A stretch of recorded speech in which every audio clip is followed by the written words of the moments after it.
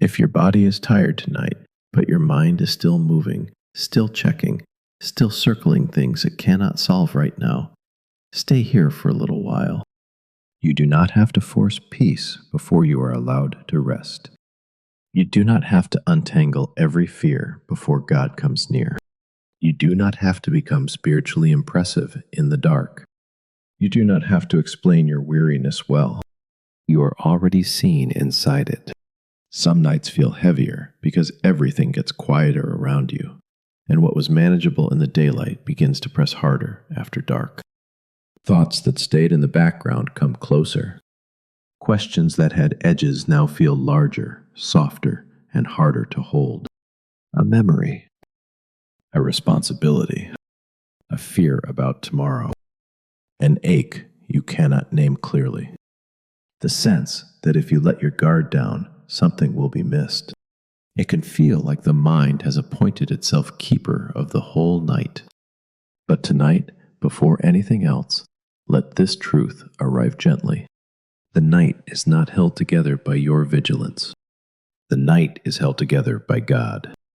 And tonight, we are going to rest inside Psalm 91, not rush through it, not use it like a slogan, not stack it with a dozen other promises until the heart is overwhelmed by good words it cannot absorb. We are simply going to enter it slowly, like stepping through a doorway into shelter. We are going to let this psalm become a place, a refuge, a covered stillness, a hidden nearness, a room for the tired soul, a resting place for anxious thoughts. The psalm begins with a quiet image, and it does not begin with striving. It begins with dwelling. He who dwells in the secret place of the Most High shall abide under the shadow of the Almighty. Not the one who performs, not the one who fixes everything before bed, not the one who can finally think clearly enough to deserve rest. The one who dwells, the one who remains, the one who comes in and stays. Sometimes peace feels far away because we imagine it has to begin with mastery. We think that if we could just organize our feelings better, speak more firmly to our fears, understand the future a little more, then maybe we could lie down. But peace does not begin when you finally manage the whole night. Peace begins when you remember that you are not alone inside it. So let the pressure lower a little now. You do not need to solve tomorrow from your pillow. You do not need to hold the roof up with your thoughts. You do not need to watch every doorway of possibility. Tonight, we are letting Psalm 91 become the house around us. And before we go farther, let one gentle revelation settle close to your heart. The anxious mind often stays awake because it believes love requires constant alertness. But the love of God does not ask you to stay on guard all night. The love of God is what keeps watch when you finally let go. That is where we are going now. Into the hidden place. Into the shadow of the Almighty. Into a biblical world where refuge is not a metaphor floating in the air, but something you can almost feel around your shoulders. A place where the soul no longer has to stand in the doorway between trust and fear. A place where the tired heart is not told to hurry into calmness, but invited into shelter. Picture the day ending in the lands of Scripture. The heat has faded from stone. The brightness is gone from the hills. A softer blue has begun to gather over the paths and rooftops.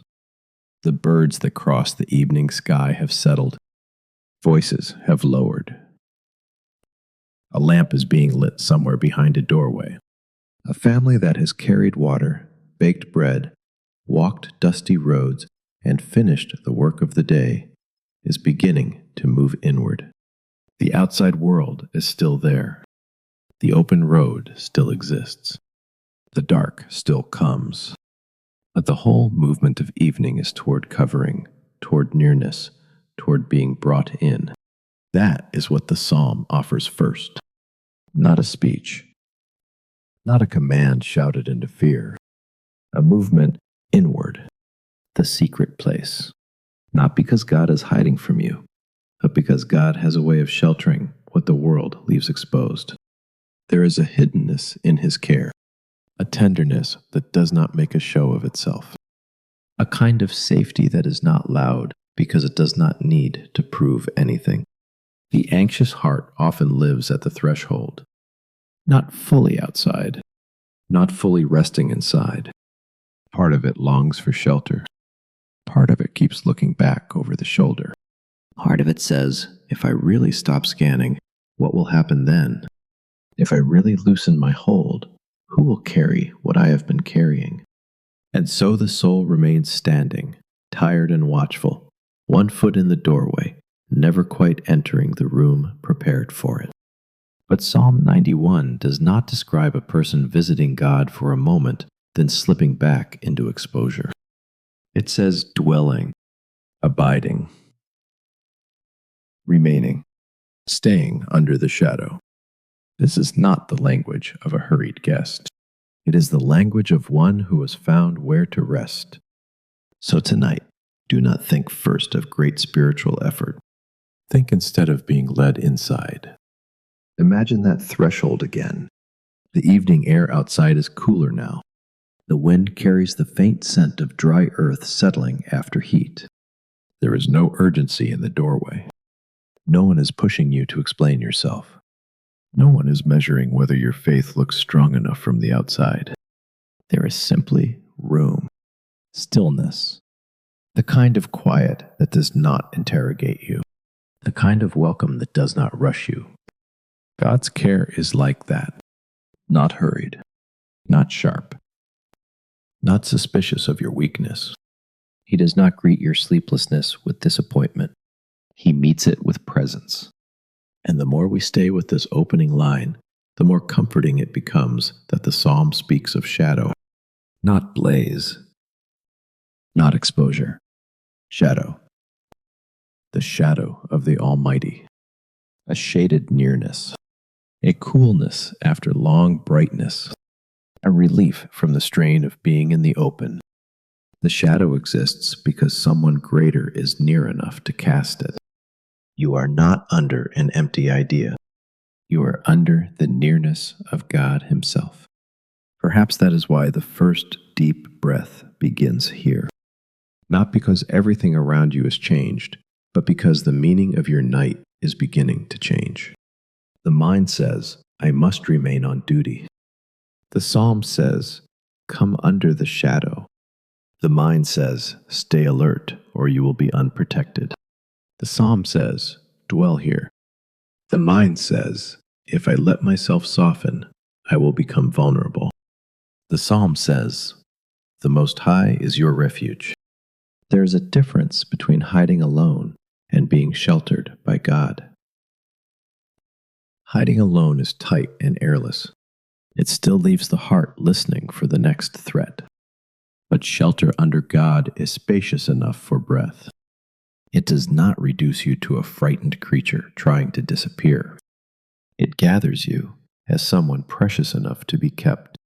And now the psalm speaks again in a voice that feels almost like a confession spoken in the quiet of evening. I will say of the Lord, He is my refuge and my fortress, my God, in Him I will trust. That sentence is not loud. It does not sound like a public performance.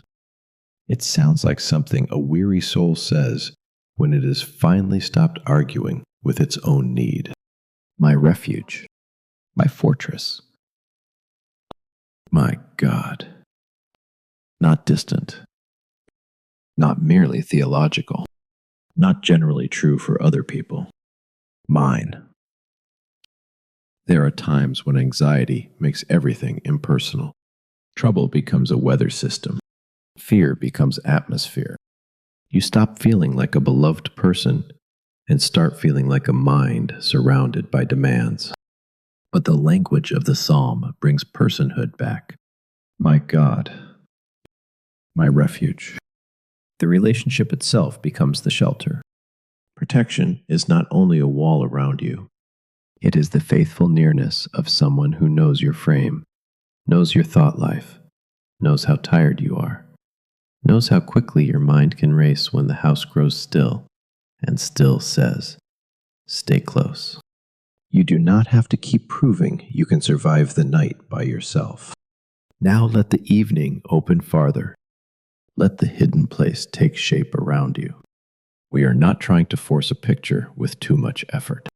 Just let the atmosphere become gentle and clear.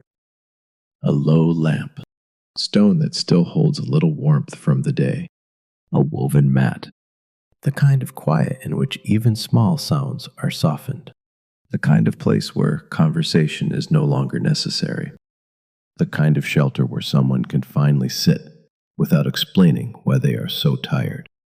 If you have ever spent long days carrying an inward burden while still doing outward things, you know how sacred that kind of place can feel. A place where no extra performance is required.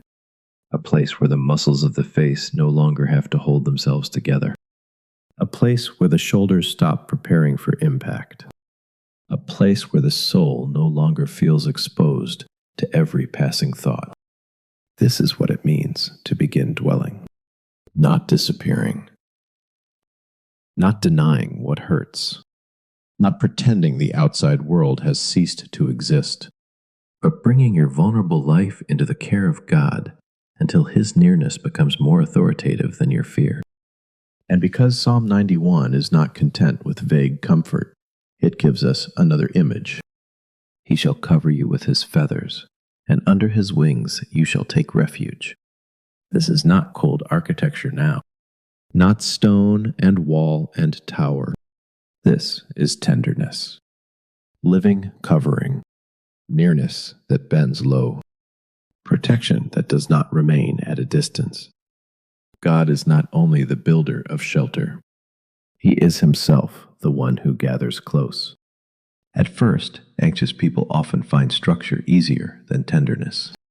A fortress makes sense. A wall makes sense. A gate. A strong room. A secure place. Those things are easy to understand. But feathers and wings ask something gentler of the heart.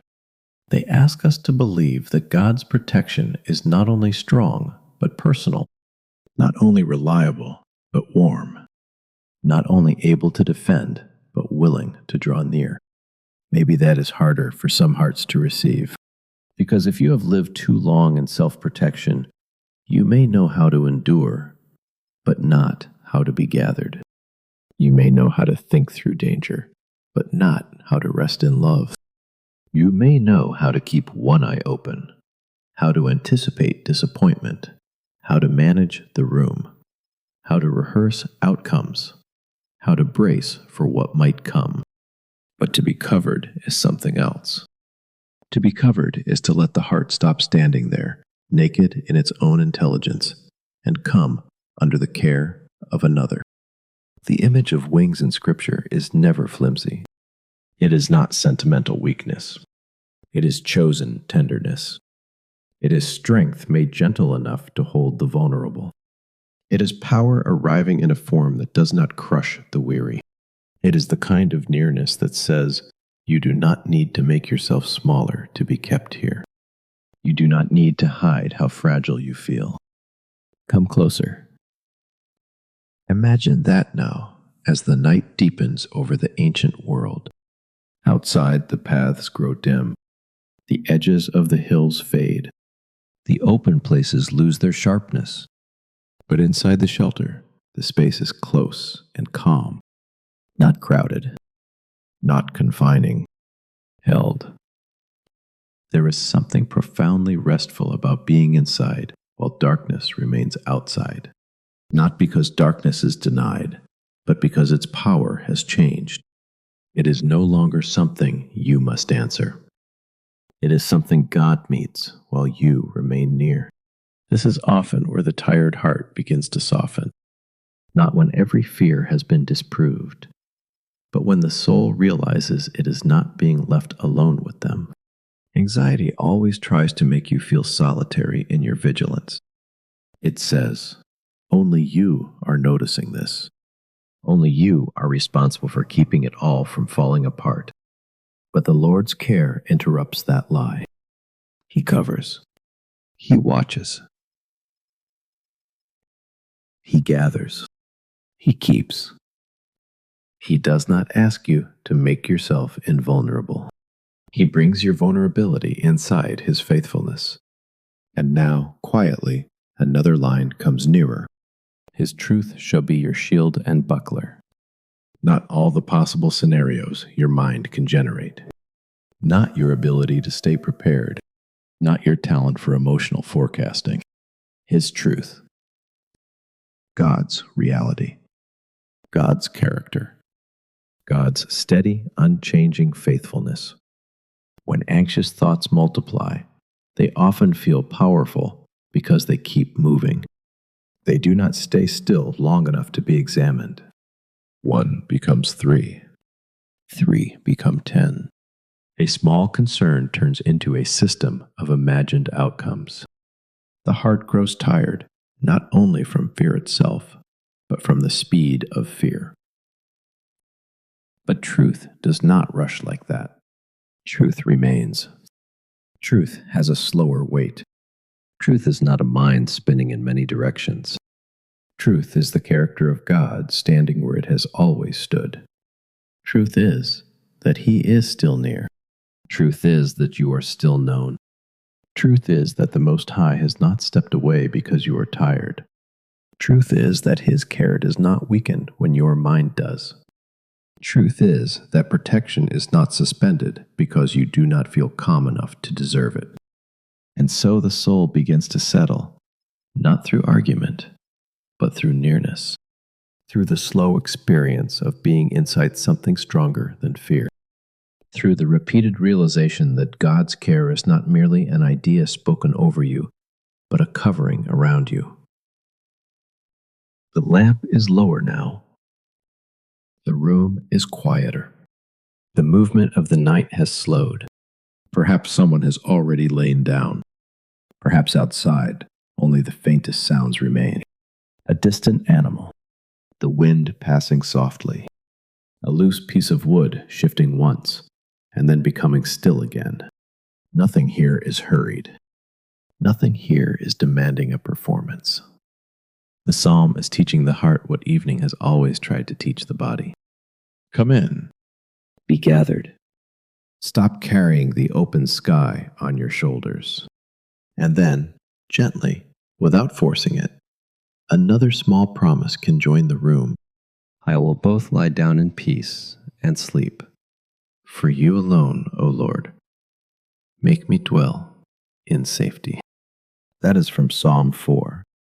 It does not interrupt Psalm 91. It deepens it. It takes the sheltered atmosphere we have entered and lets it touch the bed, the mat, the pillow, the closing eyes.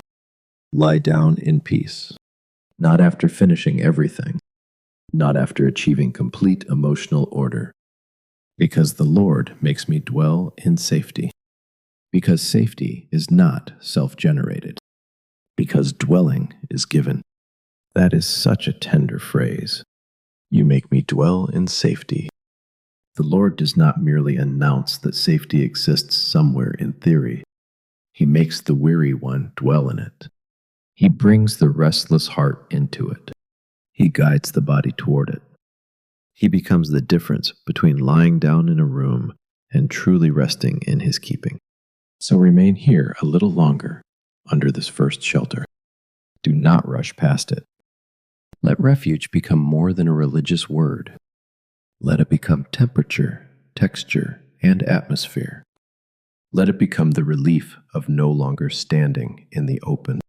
Let it become the mercy of being covered. Let it become the quiet fact that tonight, in the place where fear wanted to make you a solitary watchman, God has welcomed you into His own keeping. The room of the soul is calmer now, not perfectly empty, not stripped of every thought, but differently held. And before we go farther into the darker language of the psalm, let there be a pause, a narrowing, a breath that does not need to prove anything. Picture the light becoming softer still, Picture the hidden place, not far away, but around you. Picture the heart no longer standing in the doorway, only resting there, only being kept. The air of evening has cooled now, and a gentler silence has come over the land. Outside the shelter, the night has its own sounds, its own unseen movement, its own questions. Inside, the lamp burns low. The walls do not strain. The floor does not shift beneath you.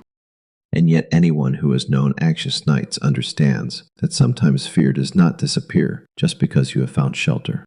Sometimes it grows quieter, but stays near the edges. Sometimes it speaks in whispers. Sometimes it does not come as one great terror, but as many small, inward alarms. Psalm 91 understands this. It does not offer refuge only for easy nights. It speaks directly into the hours when darkness itself begins to feel suggestive, when the imagination makes too much of uncertainty, when the heart becomes aware of how little it controls. You shall not be afraid of the terror by night. The line is honest enough to name the night, but wise enough not to dwell there. It does not ask you to deny what fear feels like. It simply places fear under a greater authority. The anxious mind often believes it is safest when it anticipates everything. It rehearses. It checks. It circles back. It scans for hidden danger. It creates a private night watch because it thinks this is love. This is responsibility. This is what keeps bad things from breaking in. And yet so much of that inward labor leaves the soul more tired, not more protected. It leaves the body still, but the heart on patrol. Here, the psalm gives a new possibility. What if the night does not have to be managed by your vigilance? What if the dark is not being handed over to your thoughts as a task? What if you are not the appointed keeper of all outcomes until morning? Listen to the difference between those two ways of spending the night. One is all tension. One is all self-assigned duty. One says, I will remain mentally posted at the gates until I know there is no danger left. The other says, the Most High watches while I rest in his shadow. That is not passivity. It is trust. And trust in Scripture is not vagueness. It is not pretending not to care. It is not spiritual laziness. It is the deeply active surrender of handing watchfulness back to the one who can actually bear it. Imagine the old city at night. The gates have closed. The final voices have faded from the street. Somewhere along the wall, a watchman stands where he has been appointed. His eyes are on the dark beyond the city. His lamp is small. The stars above him are patient and bright. He keeps his place because that is his calling. But inside the city, people sleep. Children are not posted on the wall. The weary are not commanded to walk the boundary until dawn. Those who are held within the city are allowed to rest because another is watching. So it is with the Lord's care. He does not assign your exhausted heart the job that belongs to him. And another psalm comes close here, not to start a new subject, but to deepen this one. He who keeps you will not slumber. Behold, he who keeps Israel shall neither slumber nor sleep. There is such relief in that sentence when heard at night. The Lord's wakefulness means yours is not required. The one who keeps you does not tire, does not drift, does not lose concentration, does not wake in confusion, does not forget what he promised. He is not a fragile guardian. He is not a distracted watcher. He is not one more anxious mind sitting beside yours, hoping everything turns out well. He is the keeper. Sometimes that word is the only one the soul needs. Keeper. Not merely helper, though he is that. Not merely comforter, though he is that. Keeper. The keeper of your life. The keeper of your going out and your coming in. the keeper of the night that feels too large, the keeper of the body that longs to sleep but struggles to release its watchfulness, the keeper of the unfinished thing that will still be there tomorrow but does not need to be solved at this hour. Anxiety always argues for self-appointed night duty. It says, stay up inside. Keep monitoring. Do not trust what you cannot control. But the keeper's presence says something else. It says, I remain. I am not leaving the wall. I am not taking my eyes off what concerns you. I do not need your mind to assist me in holding the world together until morning. You can feel how different that is in the body. The jaw begins to loosen. The chest softens a little. The belly no longer feels like a tight knot of sentries waiting for command. The thought life is not suddenly empty, but its urgency has weakened. Some thoughts come and go without being seized. Some questions rise and are not followed. The soul begins to understand that rest is not irresponsible when God is keeping watch. Outside, the night may still sound like night. A breeze at the shutter. A small creak in the wood. The distant movement of something passing over a path. Inside, the lamp gives its low circle of gold. Shadows remain soft at the edges. Nothing here asks you to become ignorant of the dark. The psalm does not promise that the night will stop being night. It promises that fear does not have the final interpretation of it. This matters so much, because anxious hearts often think in absolutes. If darkness remains, danger must be near. If I still feel unsettled, safety must not be real. If the room is quiet and I can hear my own thoughts, perhaps something is wrong. But God's protection is not dependent on your emotional certainty. His keeping does not begin only when you feel calm enough to recognize it. He is already faithful while your nerves are still learning to trust him. Let that become a different kind of night watch inside you. Not the old one made of strain and constant checking. A gentler one. The watch of remembrance. The watch that says, the Lord is awake. The watch that says, I am under the care of the one who does not drift. The watch that does not keep you up, but lets you rest. Psalm 91 speaks also of the arrow that flies by day and the pestilence that walks in darkness. But for tonight, we do not need to magnify those images. The psalm itself does not invite obsession with danger. It uses the language of threat only long enough to make God's faithfulness shine more clearly. The focus is not what hunts in the dark. The focus is who keeps you through it. In sleep-safe mercy, we can pass lightly over the shadows and stay where the psalm stays longest, under his care. And perhaps you know how many kinds of night terror there are that have no visible shape. A conversation replaying, a fear of loss, a medical uncertainty, a grief that gets louder when everyone else sleeps, the old pain of being left alone in places where you needed covering, the sense that something could happen and you would not be ready. These are not always dramatic fears. Often they are quiet ones, persistent ones, thoughts that come dressed as responsibility. But the keeper is not unsettled by quiet fear. He is not fooled by its disguise. He knows the difference between love and overvigilance. He knows the difference between wisdom and inner compulsion. He knows when the soul has been staying awake because it believes no one else will. And gently, not harshly, he teaches it another way. Think again of the city at night. The people within it are not weak because they sleep. Their sleep is an act of belonging. It means they trust the city, the walls, the watch, the order established beyond their own tired bodies. To rest within God's care is like that. It is not collapse into chaos. It is acceptance of his keeping. The stars above the wall remain steady. The watchman remains at his post. The households within the city grow still.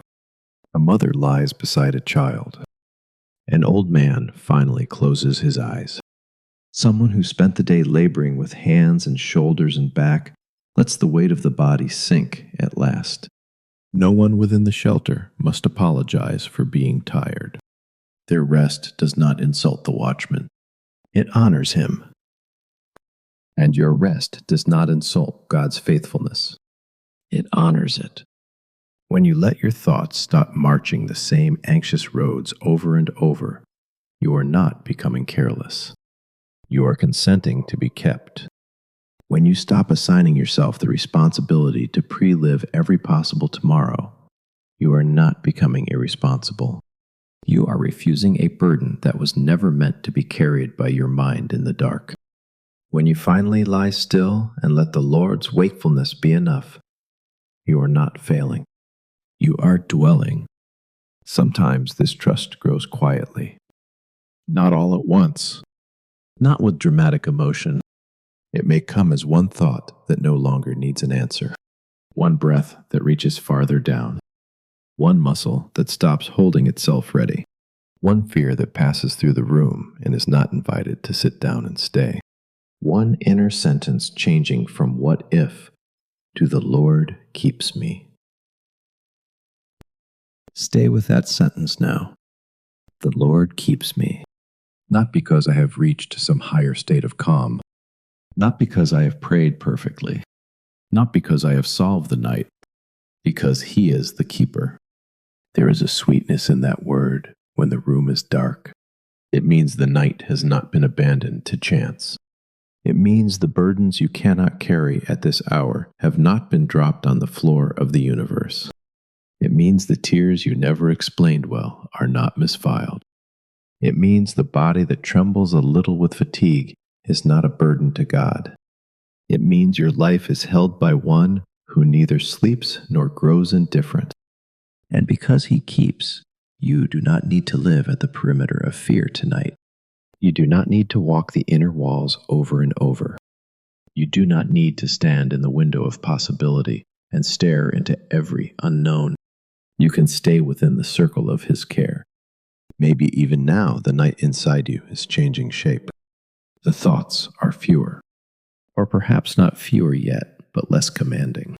The body is still learning what the soul has begun to hear. That is all right. We are not in a hurry. The psalm is patient. God is patient.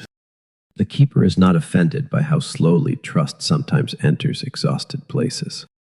Outside, the stars remain over the sleeping earth. The sky is wide and silent. The wall is still guarded. The paths are empty. The inner rooms are dark and resting.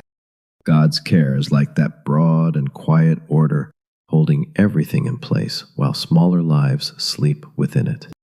And before we move inward again, let the heart rest for a moment in a simpler image. A hillside beneath a deep night sky. Air that is cool and still. No demand in the silence. No pressure in the dark. Only the quiet knowledge that the keeper remains awake. Only the relief of not having to remain so alert. Only the mercy of being watched over. Some protections are external. They stand around you. They keep danger at a distance. They form a boundary. But Psalm 91 does not stop there. It draws the soul nearer than walls. It moves from refuge to covering, from fortress to feathers, from outer shelter to intimate nearness. There is a difference between being defended from far away and being gathered close. And many anxious hearts know the first kind of safety better than the second. They know how to survive. They know how to organize, plan, prepare, brace, endure. But they do not always know what to do with tenderness. That may be why the line about feathers and wings is so healing. It takes power and makes it soft enough to rest beneath. It does not say merely that God has strength. It shows us strength bending down. It shows the Almighty making room for closeness. It shows protection not only as structure, but as relationship. Picture again the hidden place, but now do not think first of stone, roof, or wall. Think of nearness. Think of how a covering changes the feel of the air. Think of how a gathered space becomes warmer, calmer, quieter, less exposed. Think of how something inside the body can settle when it no longer feels uncovered. So much anxiety is the experience of emotional uncoveredness. The sense that too much can reach you, too much can happen, too much is left open.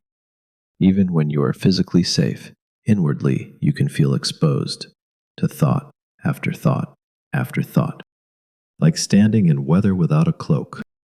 Like having no roof under a sky that will not stop changing. But God's care is not thin. It is not symbolic only. It is not the kind of comfort that stays abstract and leaves you naked in your nervous system. It comes near enough to cover, near enough to gather, near enough to reduce the raw exposure of the soul. Perhaps that is why the image has wings. Wings do not merely shelter from above. They curve. They draw around.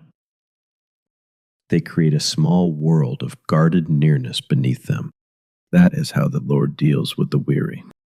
Not with cold distance. Not with a lecture on why they should be less afraid. But with covered nearness. You can feel how different that is from self-protection. Self-protection says, stay tense, stay prepared, stay defended, stay one step ahead. God's covering says, come closer. Self-protection says, if you loosen, you will be hurt. God's covering says, if you remain exposed to your own strength, you will stay tired. Self-protection says, manage the whole field. God's covering says, rest under my care. There are many people who have learned to function without ever feeling truly covered. They have learned competence. They have learned endurance. They have learned how to keep going while inwardly frayed. They have learned how to carry themselves in public while feeling privately unguarded. Even in prayer, they sometimes approach God as if they must stay emotionally upright, spiritually clear, appropriately arranged. But the image of wings does not require all that. It invites vulnerability. It welcomes the part of you that is not composed, the part that is simply tired, the part that does not want to explain itself anymore, the part that needs gentleness as much as it needs truth. And gentleness in God is never weakness. It is holy strength choosing not to frighten the fragile. Imagine now a small stillness within the larger stillness of night. Not dramatic, just close. The kind of stillness in which even fear begins to lose some of its sharp outline. Perhaps there is the sound of breathing. Perhaps the movement of air has become almost unnoticeable. The world has narrowed to a covered place. The soul is not making speeches there. It is not defending itself there. It is receiving. That is what anxious hearts often find hardest. Receiving protection as love rather than earning it as control. But see how the psalm reshapes the whole movement. Under his wings you shall take refuge. Not manufacture refuge. Not prove yourself worthy of it. Take it. Enter it. Receive it. Let it become yours by nearness. There is a softness in that word refuge when the image is wings. It is not the hard edge of a locked door alone. It is the mercy of a place where the body can unclench. A place where the emotions do not need to remain publicly dressed. A place where the soul is not out in the open trying to withstand weather on its own. And perhaps that is what the anxious mind fears most. If I stop controlling, what will hold me? If I stop rehearsing outcomes, what will protect me? If I stop scanning the horizon, what will keep me from harm? The psalm answers, not with a technique, but with a presence. He will cover you. He will gather you. His faithfulness will be your shield. The answer is not your improved system. The answer is God. This does not mean your concerns are imaginary. It does not mean the things you carry are unimportant. It means they are safer in His hands than in your racing mind. It means the life you are trying to manage by tension is better held by love. It means that even tonight, with all your unfinished thoughts and imperfect emotional state, you are more protected beneath His care than out in the field of your own vigilance. Notice how the body responds when the soul believes that, even for a moment. The forehead softens. The throat is less tight. The hands no longer feel like hidden fists. The breath loses some of its climb. You are not forcing peace. You are yielding to shelter. There is also something deeply healing about the hiddenness of this image. Under His wings, the soul is not on display. Anxiety often comes with a painful kind of exposure. You feel visible to threat, visible to expectation, visible to the possibility of loss. Everything seems too open, too reachable. But under God's covering, you are not on display to the chaos of the world. You are held in a secrecy of mercy, not hidden because you do not matter, but hidden because you matter enough to be kept. The old saints often spoke of being hidden in God, hidden with Christ, hidden beneath mercy. There is deep comfort there for the overstimulated heart. To be hidden is to be relieved of unnecessary exposure, to be allowed not to hold yourself out to the night as if you must answer everything it contains. And now, as we remain beneath this covering, listen again to the tenderness in Scripture's imagination. Feathers. Wings. These are not images chosen by accident. They are images of gathered nearness, of instinctive care, of watchful love that bends itself toward weakness. When God shelters, He does not merely issue a decree from far away. He comes close enough for the soul to feel held. Perhaps somewhere in your own life, protection has often come mixed with pressure. Care came with expectations. Help came with cost. Nearness came with conditions. But God's protection is not like that. His nearness does not demand that you remain useful while being comforted. His shelter does not ask you to stay emotionally tidy. He does not cover you in order to control you. He covers you because He loves you. The room within the soul grows warmer now, less exposed, less draft, less sharp at the edges. The old urge to mentally patrol every possibility has not vanished by force, but it has begun to look less necessary. Under His covering, there is another way to spend the night. Not defending, but being defended. Not performing care through vigilance, but receiving care through closeness. That can feel unfamiliar at first. If you have lived long in self-management, trust may feel like weakness. Letting go may feel unsafe. But perhaps what you have called strength was often exhaustion in armor. Perhaps what you have called wisdom was sometimes fear wearing the language of responsibility. Perhaps what your heart needs most tonight is not one more careful analysis, but permission to stop standing in the weather. So stay under the wings a little longer. Let the covered place become believable. Let the nervous system learn from the psalm what the mind alone could not teach it. You are not being asked to disappear. You are being gathered. You are not being asked to deny your vulnerability. You are being covered inside it. You are not being asked to master peace. You are being brought near enough to receive it. Outside, the night goes on. But outside is no longer where you live. You are in the hidden place now, in the inward room of God's protection, in the curved mercy of His nearness. And from there, the whole meaning of darkness begins to change. Not because it has become harmless in itself, but because it no longer has the right to define your safety. Under his wings, even the weary can soften. Under his wings, the tired soul can stop introducing itself as a problem to be solved. Under his wings, a guarded life can learn the miracle of being held. The hidden place is quiet again. The covering remains. The heart does not need to hurry. And when we are ready, we can let this tenderness carry us a little farther into one brief story from the life of Jesus, where human fear rose like a storm and still could not outmatch the calm of God. It is evening again, but a different evening now. The shoreline lies behind. The water ahead is darkening. A boat waits at the edge.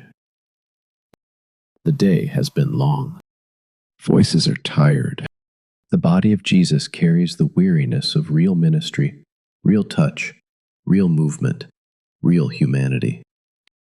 He is not pretending to have a body. He truly knows fatigue. He steps into the boat with his disciples, and they set out across the water. There is something already tender in that picture for anxious hearts. The Lord who keeps you is not unfamiliar with tired flesh. He knows what it is to have poured himself out through a long day. He knows the heaviness that comes when the sun drops and the body begins to ask for rest. He does not stand outside our human frailty and call down instructions from a place untouched by it. He entered it. He wore it. He carried it. He lay down within it. The boat moves from shore. Oars dip and rise. Water folds away in soft, dark shapes. The sky is deepening now. The air has changed. What was evening has become night. The disciples know this lake. They know the way weather can turn. They know how quickly calm can become motion. And sure enough, the wind rises. The water lifts. The boat begins to pitch. Fear moves into the chest like cold. We do not need to linger on the storm itself. Scripture tells it simply, and that is enough. Waves, wind, urgency. Men who know the water and still feel afraid. What matters most for us tonight is not the size of the storm, but the location of Jesus within it. He is in the boat. And more than that, he is asleep. That detail is one of the quiet marvels of the gospel. Not because Jesus does not care, not because he is detached from their danger, but because his peace is not borrowed from circumstances. He rests in the Father even while the storm is moving. He does not need the surface to be smooth before he can remain steady. For those who struggle at night, this is holy comfort. The presence of disturbance does not mean the absence of God. The movement of the waters does not mean Christ has lost command. The rising of inward waves does not mean you have been abandoned to them.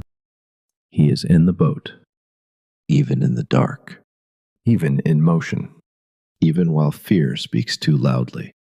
The disciples cry out, and in their fear there is something familiar to every anxious soul.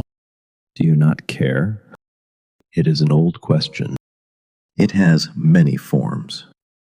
If you cared, would I feel this alone? If you cared, would my mind still be racing? If you cared, would the storm within me still feel so restless? But the gospel answers, not with shame, only with presence. Jesus rises. He speaks. Peace. Be still. And the wind obeys. The water settles. A great calm comes. Notice how little effort is in his voice. He does not panic at panic. He does not become agitated by the disciples' fear. He does not mirror the storm. He remains himself within it, and his calm becomes stronger than their alarm. This is what anxious nights need. Not first a total explanation, Not first a guarantee that no difficult thing will ever come, but the presence of Christ, who is not ruled by the storm. The presence of Christ, whose peace does not come from favorable conditions. The presence of Christ, who can stand in the very place of upheaval and still speak calm. Imagine that scene now more slowly. The boat that had been jolting is beginning to steady. The water that had been slapping hard against its sides is smoothing. The air itself feels different, as if a great tension has been released from it. The disciples breathe in that changed silence. Their bodies, which had prepared for danger, no longer know what to do with their fear. Jesus is there among them, not rushed, not diminished, not uncertain. Sometimes what the tired mind needs most is not to become its own source of peace, but to come near the one who remains calm within what feels unmanageable. You do not have to become the still point tonight. Jesus is the still point. You do not have to speak perfect authority over every inward wave. He has authority. You do not have to prove you have enough faith to stop feeling motion. You only need to remain near the one who is not overtaken by it. And perhaps that is what makes this gospel moment fit so gently inside Psalm 91. The hidden place of the Most High is not an impersonal shelter. It is not a concept apart from Christ. The refuge of God becomes flesh in the presence of Jesus. The shadow of the Almighty takes on a face that looks at frightened people with steadiness. The covering of God becomes the nearness of the one who remains unshaken inside the boat. The anxious heart often assumes that if it is still feeling motion, it must stay mentally braced. But the boat scene offers another possibility. What if the storm inside your thoughts does not need your mastery so much as Christ's presence? What if the path into rest is not to win a debate with every fear, but to let the steady nearness of Jesus become more central than the rising water? What if his calm is more real than your panic, even before your body fully believes it? The lake is still now. The moonlight touches its surface in a different way. The boat no longer fights the water. The men no longer shout over the wind. A hush has come back. Not the emptiness of numbness, but the fullness of order restored. This is what the Lord's peace does. It does not erase your humanity. It does not deny that fear happens. It simply places your fear inside a larger reality where Christ remains Lord. Carry that back with you now, from the lake to your own night. The room may be quiet. Your breathing may still be uneven in places. A thought may rise and then pass. The future may still contain unanswered things. But Christ is not absent from your boat. He is not standing on a distant shore, waiting for you to settle yourself before he enters. He is with you.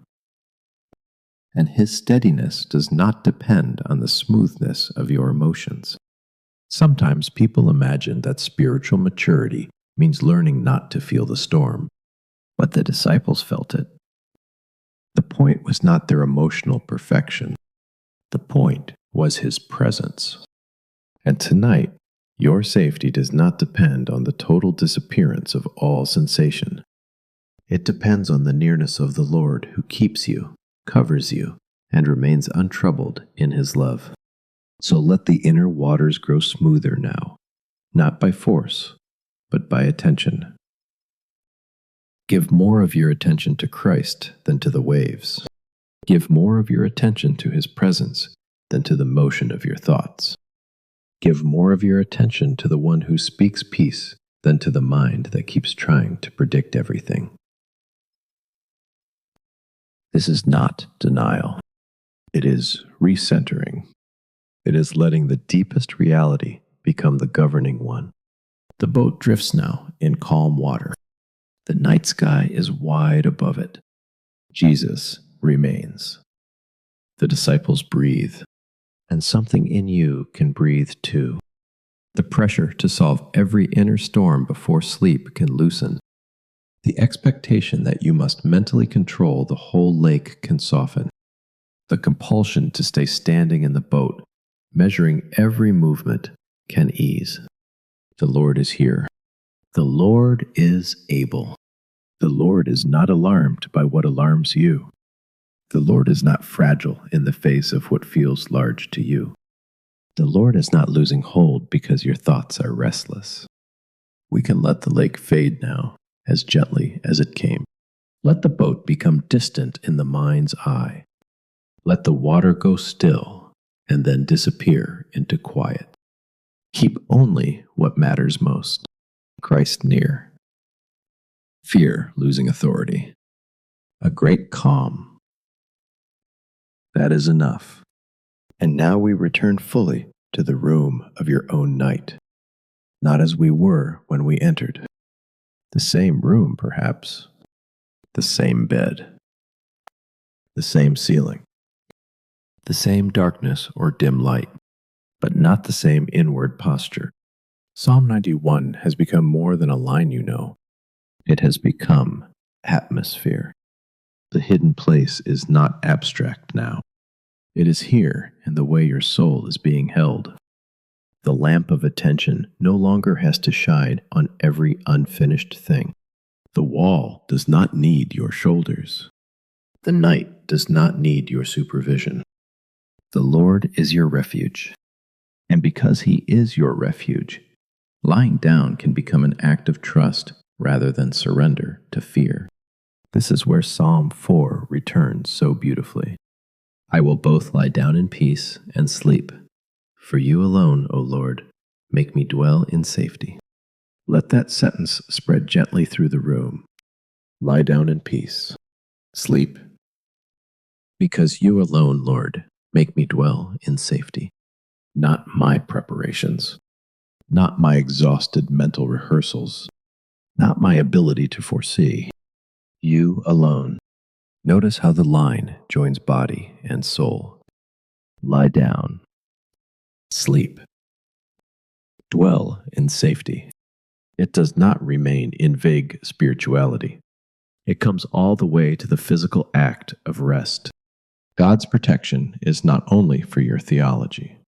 It is for your nervous system. It is for your muscles. It is for your breath. It is for the tired body that needs permission to stop holding itself ready. You may still have things that matter deeply. We are not pretending otherwise. There may be people you love, situations you cannot fix tonight, questions that will need wisdom tomorrow, work waiting, news you did not want, healing still incomplete, grief still tender. Nothing in Scripture asks you to become indifferent in order to sleep. The invitation is not carelessness. It is entrustment. It is laying down what cannot be carried rightly at this hour and placing it within the keeping of God. Imagine that now, almost physically, one thing at a time, without strain. Not analyzing each burden, not solving it, simply placing it into larger hands. The concern about tomorrow, place it there. The conversation you replayed, place it there. The fear that something may change, place it there. The weariness of being the strong one, place it there. The sorrow with no clean sentence, place it there. The pressure to stay inwardly on duty, place it there too. This is not dramatic. It is quiet. It may happen in very small ways. A thought comes, and instead of following it through all its branches, you return it to God. Another concern appears, and rather than gripping it, you let it be held. The body does not transform instantly, but it begins to understand that sleep is no longer betrayal. It is trust. Because the Lord who keeps Israel does not slumber. Because the Most High covers with His wings. because Christ remains calm in the boat, because you dwell in safety by His doing, not your own. The room itself seems gentler now. Perhaps the blanket feels heavier in a comforting way. Perhaps the pillow has become less like a place of wrestling and more like a place of being carried. Perhaps the darkness has lost some of its accusation. Perhaps silence no longer means exposure. Perhaps stillness is beginning to feel like mercy. And if anxious thoughts still rise now and then, they do not need to be treated as commanders. They can be treated as passing weather outside the hidden place. They can tap at the edge of attention and not be invited further in. They can exist without becoming the atmosphere. The atmosphere now is God's keeping. That phrase matters. God's keeping. Not simply God's help. Keeping is ongoing. It remains through the hours when you are not monitoring. It remains through the vulnerable unconsciousness of sleep. It remains when you are no longer arranging your inner world. It remains when the body surrenders to rest. God does not guard you only while you are actively thinking about Him. He keeps you through the parts of the night where you cannot even form words. That may be one of the kindest truths for anxious hearts. Your safety is not dependent on sustained mental effort. Your soul is not left uncovered the moment your thoughts go dim. The Lord keeps you in your waking and in your sleeping. He is not waiting for your awareness to continue His faithfulness. He remains faithful by Himself. Somewhere in the ancient city, the night is at its deepest now. The wall stands. The watchman remains. The stars continue quietly over the roofs. The households sleep. A child turns once in sleep and settles again. A mother who was troubled earlier has finally softened into rest. An old prayer, spoken briefly, has given way to silence. No one in those rooms is holding the city together. They are being held within it. So are you. Held within God's faithfulness. Held within Christ's calm. Held beneath wings. Held under the shadow of the Almighty. Held by the keeper who does not sleep. Let that layered shelter become your resting place now. Not many ideas, not many images, just enough. A hidden place, a covering, a watch that does not belong to you, a Lord who remains, a bed made safe by His presence. If there is anything still tight within you, it does not need scolding. Tightness often means tiredness. Vigilance often means some part of the heart learned long ago that it had to stay ready. Let the Lord meet that place gently. He is not impatient with old alarms. He is not irritated by how slowly the body sometimes believes good news. He can hold even the part of you that is trying to trust and still feels afraid. His protection is not withheld until your response becomes perfect. This is why the end of the night can become simple. Not because life is simple, but because one truth becomes large enough to let everything else rest for a while. You are being kept. That is enough for now. Not enough to answer every question forever, but enough for this night. Enough for this pillow. Enough for this dark room. Enough for these tired eyes. In a moment, we will pray very simply. Nothing heavy.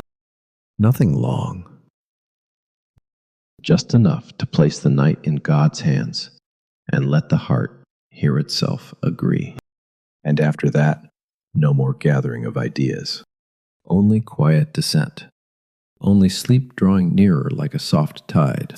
So pray now, gently. Lord, You who are my refuge and my shelter, hold me through this night. Cover my mind where it has been restless. Cover my heart where it has been afraid. And cover my body with the peace that comes from Your nearness. Keep watch where I cannot. Carry what I cannot carry from this pillow. Let Your presence be stronger than my thoughts. your faithfulness steadier than my fear, and your love quieter and deeper than every inward alarm. Under your shadow, let me lie down in peace and sleep. In Jesus' name, amen. Now there's nothing more to do. No more guarding. No more rehearsing. No more standing at the edges of tomorrow. The Lord is keeping watch. Let that be the final truth. The Lord is keeping watch. While your mind grows quiet, the Lord is keeping watch.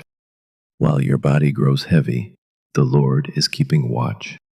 While your thoughts loosen and drift, the Lord is keeping watch. You do not need to hold the night together. You do not need to stay posted at the wall. You do not need to remain so ready. The Lord is keeping watch. Rest beneath that. Sleep beneath that. Breathe beneath that. The hidden place remains. The covering remains. Christ remains. And through every hour you do not see, the Lord is keeping watch.